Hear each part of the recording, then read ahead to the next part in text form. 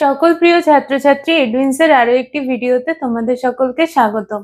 আজ আমি দশম শ্রেণীর জীবন বিজ্ঞান বিষয়ের চতুর্থ অধ্যায়ে যে গুরুত্বপূর্ণ একটি প্রশ্ন সম্পর্কে আলোচনা করব, সেটা হচ্ছে মেরুদণ্ডী প্রাণীদের ক্ষেত্রে হৃৎপিণ্ডের গঠন কিভাবে জৈব অভিব্যক্তির সাপেক্ষে প্রমাণ দিচ্ছে। তাহলে দেখো, মেরুদণ্ডী যে প্রাণী রয়েছে, মেরুদণ্ডী প্রাণীদের মধ্যে প্রথমে উৎপত্তি কার হয়েছে? মাছের উৎপত্তি হয়েছে। মাছ থেকে উভচর প্রাণী, উভচর প্রাণীর থেকে সরীসৃপ প্রাণী এবং সরীসৃপদের থেকে পরবর্তীকালে পক্ষী এবং স্তন্যপায়ী প্রাণীর উদ্ভব হয়েছে। আমরা অভিব্যক্তির সংজ্ঞা যখন পড়েছিলাম তখন কি পড়েছিলাম? যে অভিব্যক্তি কাকে বলছে? যে মন্থর এবং ধারাবাহিক প্রক্রিয়ার মাধ্যমে সরলতম জীব থেকে ক্রমান্বয়ে জটিল জীবের সৃষ্টি হচ্ছে, অথবা সরলতম যে অঙ্গের যে গঠন বিন্যাস তার থেকে জটিলতম অঙ্গের যে গঠন বিন্যাস সেটা তৈরি হচ্ছে, সেটাকে আমরা কি বলছি? অভিব্যক্তি। তাহলে মেরুদণ্ডী প্রাণীদের ক্ষেত্রে সবার প্রথমে কে এসছে? মাছ। তাহলে মাছের ক্ষেত্রে সব থেকে সরলতম হৃৎপিণ্ডের স্ট্রাকচার বা গঠন আমরা দেখতে পাই। এরপরে কে এসছে? মাছের পরে এসছে উভচর প্রাণী। উভচর প্রাণীদের মধ্যে আরেকটু জটিল টাইপের বা জটিল ধরনের হৃৎপিণ্ডের স্ট্রাকচার বা গঠন আমরা দেখতে পাচ্ছি। এরপরে কে আসছে? সরীসৃপ। সরীসৃপদের ক্ষেত্রে আরো একটু জটিল ধরনের হৃৎপিণ্ডের গঠন আমরা দেখতে পাই। এবং সবার লাস্টে বা সর্বশেষে আসছে কি? পক্ষী এবং স্তন্যপায়ী শ্রেণীর প্রাণী। ওদের ক্ষেত্রে সব থেকে জটিলতম হৃৎপিণ্ডের স্ট্রাকচার বা গঠন কিন্তু আমরা দেখতে পাচ্ছি। দেখো, এখানে আমি একটা ছবি এঁকেছি। ছবিতে প্রথমে যে হৃৎপিণ্ডটা আমরা দেখতে পাচ্ছি সেটা হচ্ছে মাছের হৃৎপিণ্ড। মাছের যে হৃৎপিণ্ড থাকে সেই হৃৎপিণ্ডে কি হচ্ছে? একটাই প্রকোষ্ঠ রয়েছে। দেখো, একটা প্রকোষ্ঠের মধ্যে অলিন্দ, নিলয় এই সমস্ত কিছু কিন্তু একসাথে জয়েন করা হয়েছে বা একসাথে যুক্ত রয়েছে। নিলয় এবং অলিন্দের মাঝে কিন্তু কোনো পর্দা নেই এবং একটাই প্রকোষ্ঠের মধ্যে অলিন্দ, নিলয় দুটো খালি ডিভাইড করে দেওয়া আছে। এখানে একটু ভাঁজ মতো রয়েছে বা একটু কার্ভ টাইপের রয়েছে। এই কার্ভটাকে বিচার করে দুটো আলাদা আলাদা প্রকোষ্ঠে ডিভাইড করা হচ্ছে। কিন্তু এই যে স্ট্রাকচারটা দেখছো, মাছের যে হৃৎপিণ্ড, মাছের হৃৎপিণ্ডে কিন্তু অলিন্দ বা নিলয়ের মধ্যে কোনো পর্দা নেই। তাহলে মাছের মধ্যে আমরা মেরুদণ্ডী প্রাণীদের মধ্যে সব থেকে সরলতম হৃৎপিণ্ডের স্ট্রাকচার বা গঠন দেখতে পাচ্ছি। যেহেতু নিলয় এবং অলিন্দের মধ্যে কোনো রকম পর্দা থাকে না, সুতরাং এর মধ্যে দিয়ে কেবলমাত্র CO2 যুক্ত রক্ত প্রবাহিত হয় বা কম অক্সিজেন যুক্ত রক্ত বা CO2 যুক্ত রক্ত প্রবাহিত হচ্ছে বা কম অক্সিজেন যুক্ত রক্ত। যে রক্তে অক্সিজেনের পরিমাণ কম থাকে তাকে আমরা কি বলে থাকি? দূষিত রক্ত বলে থাকি। তাহলে এই যে মাছের হৃৎপিণ্ডের মধ্যে দিয়ে কি হচ্ছে? যখন ব্লাড সার্কুলেশন হচ্ছে তখন যে রক্তটা প্রবাহিত হচ্ছে সেটা হচ্ছে CO2, অধিকতর CO2 যুক্ত রক্ত এবং অক্সিজেনের পরিমাণ কম থাকছে। তাই জন্য মাছের এই হৃৎপিণ্ডকে আরেকটা নামেও ডাকা হয়ে থাকে। সেটাকে কি বলে? ভেনাস হৃৎপিণ্ড। ভেনাস হৃৎপিণ্ড বলা হয়ে থাকে। কেবলমাত্র কম অক্সিজেন যুক্ত রক্ত বা দূষিত রক্ত বা CO2 যুক্ত রক্ত যেহেতু মাছের হৃৎপিণ্ডের মধ্যে দিয়ে প্রবাহিত হচ্ছে, তাই মাছের হৃৎপিণ্ডকে বলা হচ্ছে ভেনাস হৃৎপিণ্ড। এরপরে কে আসছে? সরীসৃপ আসছে, উভচর প্রাণী আসছে। উভচরদের ক্ষেত্রে দেখো, দেখা যাচ্ছে কি অলিন্দ দুটো দুই ভাগে ভাগ হয়ে গেছে, কিন্তু নিলয় এক। অলিন্দ, ডান অলিন্দ, বাম অলিন্দ, ডান অলিন্দ, বাম অলিন্দ এই দুটো ভাগে ভাগ হয়ে গেছে, কিন্তু নিলয় একটাই রয়েছে। ডান অলিন্দ এবং বাম অলিন্দের মাঝে একটা পর্দা থাকে, সেই পর্দাটাকে কি বলা হয়ে থাকে? অন্ত অলিন্দ পর্দা বলা হয়ে থাকে। ডান অলিন্দ এবং ডান নিলয় দুটোকে কে সেপারেট করছে বা পৃথক করছে? অন্ত অলিন্দ পর্দা। সবসময় মনে রাখবে যে ডান দিক থেকে দূষিত রক্ত প্রবাহিত হয় আর বাঁ দিক থেকে বিশুদ্ধ রক্ত প্রবাহিত হয়। দূষিত রক্ত কথার অর্থ হচ্ছে CO2 যুক্ত, অধিকতর CO2 যুক্ত রক্ত প্রবাহিত হচ্ছে ডান দিক থেকে, আর বাঁ দিক থেকে অধিকতর O2 যুক্ত রক্ত কিন্তু প্রবাহিত হয়। তাহলে ডান অলিন্দের মধ্যে দিয়ে কে প্রবাহিত হবে? অধিকতর CO2 যুক্ত রক্ত। অধিকতর CO2 যুক্ত রক্ত প্রবাহিত হচ্ছে, আর বাম অলিন্দের মধ্যে দিয়ে অধিকতর O2 যুক্ত রক্ত বা বিশুদ্ধ রক্ত প্রবাহিত হচ্ছে। এবার অন্ত অলিন্দ পর্দা দিয়ে যেহেতু ডান অলিন্দ বাম অলিন্দ দুটো পৃথক থাকছে, তাই জন্য কি হচ্ছে, অলিন্দ দুটোর যে রক্ত সেই দুটো কিন্তু মিক্স হচ্ছে না, বা দুটো একে অপরের সাথে কিন্তু মিশে যাচ্ছে না, যেটা মাছের ক্ষেত্রে হচ্ছিল। কিন্তু যখনই ব্লাডটা, এই যে CO2 যুক্ত রক্ত এবং O2 যুক্ত রক্ত যখনই নিলয়ের মধ্যে চলে আসছে, তখনই কি হচ্ছে, নিলয়ে এসে আবার দুই ধরনের রক্ত একসাথে মিশে যাচ্ছে, আবার মিক্স আপ হয়ে যাচ্ছে। নিলয়ে এসে কিন্তু এরা একে অপরের সাথে মিশে যাচ্ছে। এরপরে কি হচ্ছে, আরো জটিলতম স্ট্রাকচার, হৃৎপিণ্ডের আরো জটিলতম স্ট্রাকচার দেখতে পাওয়া যায় সরীসৃপদের ক্ষেত্রে। সরীসৃপদের ক্ষেত্রে কি হচ্ছে দেখো, নিলয় আলিন্দ দুটো কিন্তু পরস্পরের থেকে পৃথক আছে, ডান অলিন্দ বাম অলিন্দ দেখো পরস্পরের থেকে পৃথক রয়েছে। এই ডান অলিন্দ এবং বাম অলিন্দ দুটোর মাঝখানে একটা পর্দা রয়েছে, অন্ত অলিন্দ পর্দা, সরীসৃপদের ক্ষেত্রেও থাকে। সরীসৃপদের ক্ষেত্রে কি হচ্ছে দেখো, অলিন্দ আর নিলয় এই দুটো পরস্পরের থেকে পৃথক রয়েছে অন্ত অলিন্দ পর্দা দিয়ে।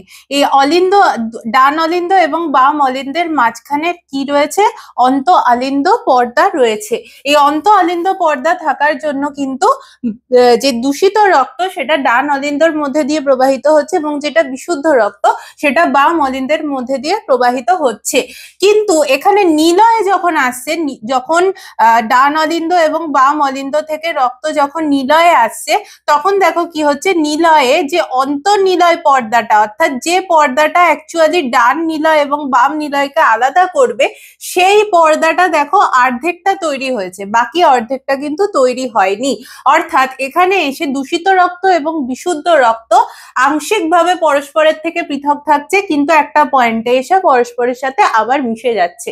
তাহলে এই ডান অলিন্দ দিয়ে কি কি রক্ত প্রবাহিত হচ্ছে, CO2 যুক্ত রক্ত প্রবাহিত হয়, আর বাম অলিন্দের মধ্যে দিয়ে O2 যুক্ত রক্ত প্রবাহিত হচ্ছে, O2 যুক্ত রক্ত প্রবাহিত হচ্ছে।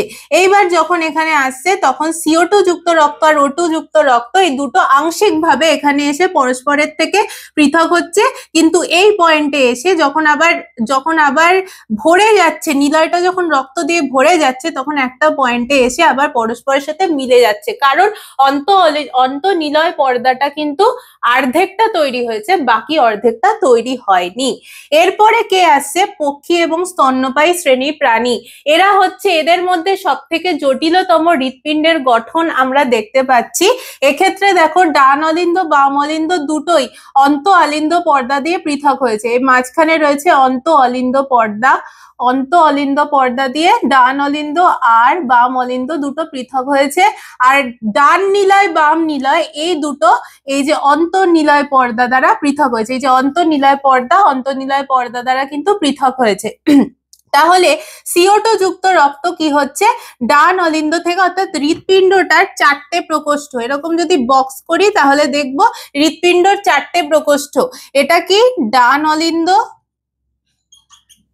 এটা হচ্ছে বাম অলিন্দ,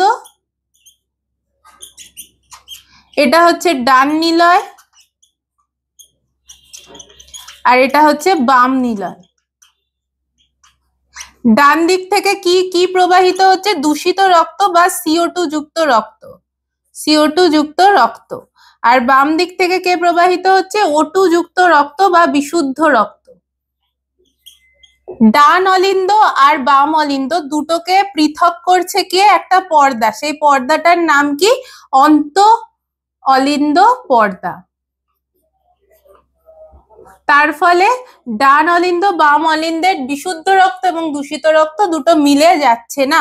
আবার ডান নিলয় বাম রক্ত যখন অলিন্দ থেকে নিলয়ে আসছে, তখন কি হচ্ছে, তখন অলিন্দ নিলয় দুটোকে পরস্পরের থেকে পৃথক করছে আরো একটি পর্দা, সেটার নাম কি, অন্তর্নিলয় পর্দা। তার ফলে নিলয়ে এসেও কিন্তু ওই বিশুদ্ধ রক্ত এবং দূষিত রক্ত পরস্পরের সাথে মিলে যাচ্ছে না। অর্থাৎ দেখো, সরীসৃপের ক্ষেত্রে যেরকম অন্তর্নিলয় পর্দাটা আংশিকভাবে তৈরি হয়েছিল, পক্ষী স্তন্যপায়ী প্রাণীদের ক্ষেত্রে পুরোপুরি ভাবে তৈরি হয়ে গেছে। তার ফলে কি হচ্ছে, ডান দিকের দূষিত রক্ত এবং বাম দিক থেকে প্রবাহিত বিশুদ্ধ রক্ত পরস্পরের সাথে মিলে যাচ্ছে না। ডান অলিন্দ এবং ডান নিলয়ের মাঝে একটা কপাটিকা থাকে, বাইকাস্পিড কপাটিকা, যেটার সাহায্যে ডান অলিন্দ থেকে ডান নিলয়ের রক্ত রক্ত আসছে, বাম অলিন্দ বাম নিলয়ের মাঝে একটা কপাটিকা বা দরজার মতন থাকছে, যে দরজাটা দিয়ে বাম অলিন্দ থেকে বাম নিলয়ে রক্ত আসছে সেটার নাম হচ্ছে ট্রাইকাসপিড কপাটিকা। তাহলে বাইকাসপিড ট্রাইকাসপিড কপাটিকার সাহায্যে অলিন্দ থেকে নিলয়ে রক্ত আসছে, কিন্তু নিলয় থেকে আবার অলিন্দে ফিরে যেতে পারছে না রক্ত, কারণ দরজাটা কেবলমাত্র একটা দিকেই খোলে, অন্য দিকে কিন্তু খুলছে না, মানে ওয়ান ওয়ে ডোর, মানে একদিকে খুলছে কপাটিকাটা, বিপরীত দিকে কিন্তু আর খুলছে না। তাহলে এই যে পক্ষী আর প্রাণীদের ক্ষেত্রে এই যে চারটে চেম্বার, মানে অলিন্দ এবং নিলয় এই যে পৃথক হচ্ছে, এবং যে ডান দিক থেকে কেবলমাত্র দূষিত রক্ত, বাম দিক থেকে কেবলমাত্র বিশুদ্ধ রক্ত প্রবাহিত হচ্ছে, দুই টাইপের ব্লাড সার্কুলেশন হচ্ছে, দুই ধরনের ব্লাড সার্কুলেশন হচ্ছে এই হৃৎপিণ্ডের মধ্যে, দুই ধরনের রক্ত প্রবাহিত হচ্ছে, দুই ধরনের রক্ত যেহেতু হার্টের মধ্যে দিয়ে প্রবাহিত হচ্ছে, তাই এই পক্ষী আর স্তন্যপায়ীদের হৃৎপিণ্ডকে কি বলা হয়? দ্বিচক্রী হৃৎপিণ্ড, দ্বিচক্রী হৃৎপিণ্ড বলা হয়। তাহলে মাছের হৃৎপিণ্ডকে কি বলা হচ্ছিল? দূষিত, যেহেতু এর মধ্যে দিয়ে কেবলমাত্র দূষিত রক্ত প্রবাহিত হচ্ছিল, তাই মাছের হৃৎপিণ্ডকে বলা হচ্ছিল ভেনাস হৃৎপিণ্ড। আর পক্ষী স্তন্যপায়ী প্রাণীদের ক্ষেত্রে কি দেখা গেল, যে যেহেতু হৃৎপিণ্ডের মধ্যে দিয়ে ডান দিক থেকে দূষিত রক্ত এবং বাম দিক থেকে বিশুদ্ধ রক্ত প্রবাহিত হচ্ছে, দুই ধরনের যেহেতু ব্লাড সার্কুলেশন হচ্ছে, তাই জন্য এই হৃৎপিণ্ডকে বলা হচ্ছে দ্বিচক্রী হৃৎপিণ্ড। তাহলে মাছ থেকে কিভাবে ক্রমান্বয়ে পক্ষী এবং স্তন্যপায়ী প্রাণীদের ক্ষেত্রে হৃৎপিণ্ডের গঠন আরো জটিল হয়েছে, সেই সম্পর্কে আমরা বিস্তারিত পড়লাম। তাহলে আজকের ভিডিও এই পর্যন্তই। ভিডিওটা কেমন লাগলো অবশ্যই আমাদের জানাবে। এই রকম কিছু শিক্ষামূলক ভিডিও পেতে অবশ্যই আমাদের এডুইস ইউটিউব চ্যানেলটাকে সাবস্ক্রাইব করবে, ফলো করবে। আমি আজকে যে প্রশ্নটা পড়ালাম সেই প্রশ্নটা নিয়ে যদি তোমাদের অন্য কোনো কোশ্চেন থাকে তাহলে অবশ্যই সেটা আমাদের কমেন্ট করে জানাবে। আমরা তার পরবর্তী আলোচনায় সেটা ভিডিওর মাধ্যমে নিয়ে আসবো তোমাদের কাছে। আমাদের যে ফেসবুক পেজটা রয়েছে সেটাকে অবশ্যই ফলো, লাইক, কমেন্ট এবং শেয়ার করবে। ধন্যবাদ। Edwins, learn, grow, succeed.